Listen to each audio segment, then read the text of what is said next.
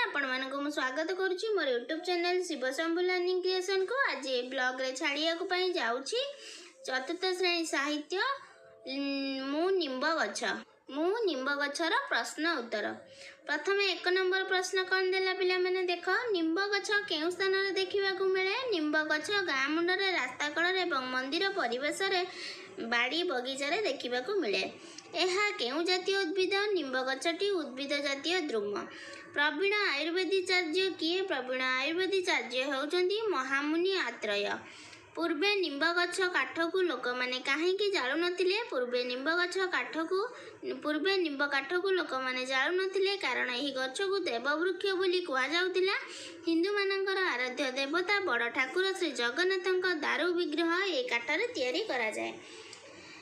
5 number प्रश्न सकाळे केउ गछर पत्र खाइले कुर्मी दोष और काचुकुंडिया रोग भल हुए?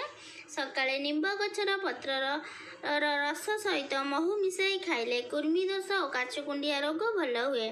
निम्ब पत्र रे केउ गुण रही? निम्ब गछ पत्र रे जीवाणु प्रतिरोधक शक्ति गुण रही। 7 नंबर निम्ब गछ कौन निवेदन करिछि? निम्ब गछ मनीष समाज रे तार जत्न नेबाकू एवं बिना कारण रे ताकू न काटिबा सहित तार वंश रक्षा करिबा जत्नवान हेबाकू से निवेदन करिछि। ये